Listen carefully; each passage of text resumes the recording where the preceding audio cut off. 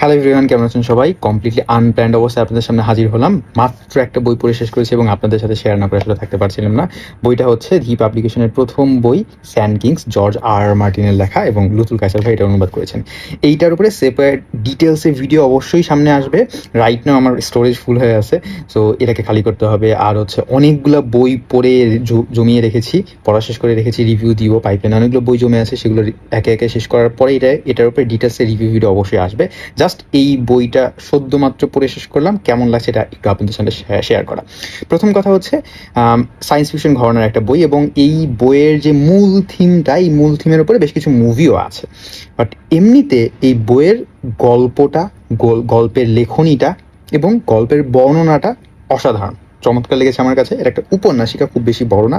এবং উল্লেখযোগ্য ব্যাপার হচ্ছে এটার অনুবাদটাও দুর্দান্ত হয়েছে। লুতুল কায়সার ভাই একেবারে সুপারব একটা কাজ করেছেন, অসাধারণ অনুবাদ হয়েছে, কমপ্লিটলি সাবলীলভাবে গল্পটা এগিয়ে গিয়েছে। এবং আমার কাছে পড়ার সময় মনে হচ্ছিল যে এটা হয়তো বাংলাতেই তিনি লিখেছেন, মানে এরকম সাবলীল একটা ভাব ছিল। গল্পের কাহিনীটা যদি একটু ছোট করে বলি, পুরোটা অবশ্যই বলবো না।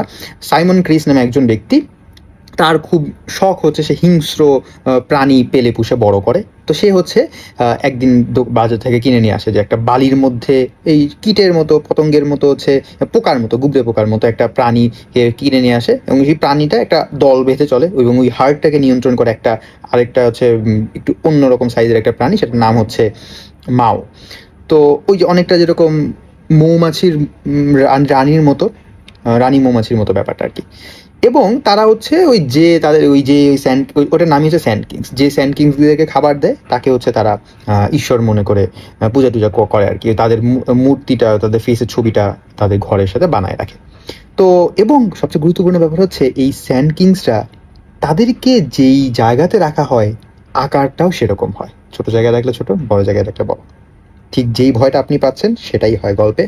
এরা তাদের এই বাসস্থান বা ট্যাঙ্কটা ছেড়ে ভেঙে যখন বের হয়ে আসে, ভেঙে বের হয়ে আসে না, কোনো একটা কারণে ভেঙে যায়, তারপরে যখন বাহিরে বের হয়ে আসে তখন বাহিরের পরিবেশের সাথে তাদের আকার পরিবর্তন হয়।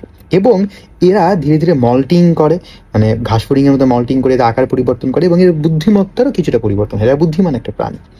এবং তখন এই ক্রিসের সাথে তাদের একটা দ্বন্দ্বের ব্যাপারগুলো খুব প্রকটভাবে ফুটে ওঠে। এবং ক্রিস যেহেতু হিংস্র, তাদের উপরে অত্যাচার করতো, এটার উপরে সুন্দর একটা রিভেঞ্জ আসতো। এবং এই পুরো গল্পটা একটা সুন্দর চমৎকার থিম আছে, এটার পেছনে একটা মেটাফোর আছে। আমরা অ্যাজ এ হিউম্যান হিসেবে আমাদের সমাজের যে মানুষদেরকে নিচু স্তরের মনে করি, তাদের সাথে যেরকম ব্যবহার করি, তারাও ঠিক আমাদের সাথে সেরকম ব্যবহারই করে। এই ব্যাপারটাই মেটাফোরিক্যালি গল্পটাতে চমৎকারভাবে ফুটে উঠেছে। এটার উপরে ডিটেলস একটা রিভিউ ভিডিও দেবো, জাস্ট ছোট করে আপনাদের সামনে আলোচনা করলাম। ফুল ভিডিও পেতে চোখ রাখুন দ্য ব্রায়ান স্টিলের ফেসবুক পেজে। আজকে আপাতত এতটুকু।